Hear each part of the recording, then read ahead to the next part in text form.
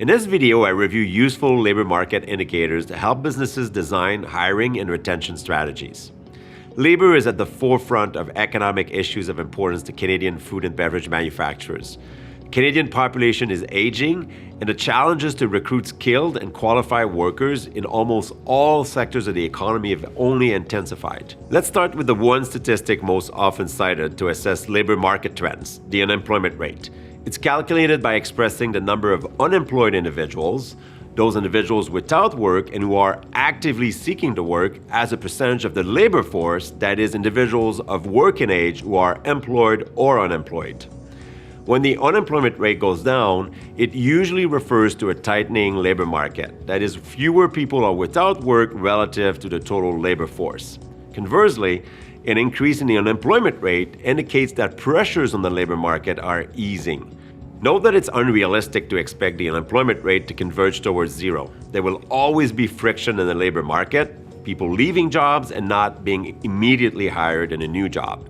The unemployment rate might be the most quoted statistic, but there are other important variables to consider when assessing the labor market's health. The potential size of the labor force matters greatly in explaining labor trends.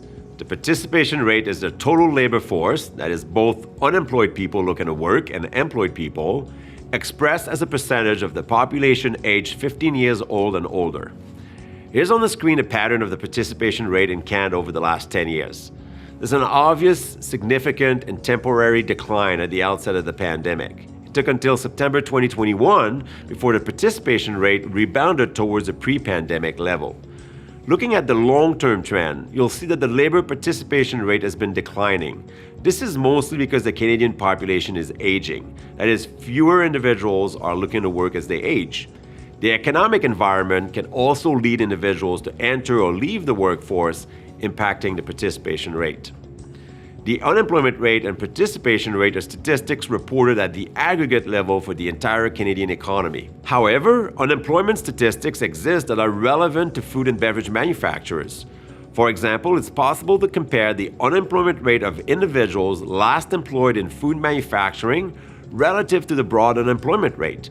This difference between the two measures can provide a useful assessment of labor market tensions that are specific to food and beverage manufacturers. In recent years, the unemployment rate of individuals last employed in food processing has been lower on average than the overall unemployment rate.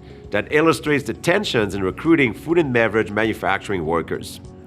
Another useful indicator of the strength in the labor market applied to food and beverage manufacturing would be job vacancies and the job vacancy rate.